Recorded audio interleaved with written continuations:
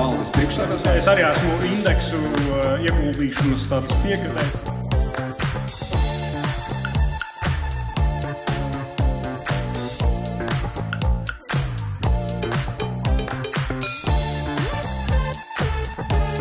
Viņš ir Latvijas kapitāla tirgus entuziasts.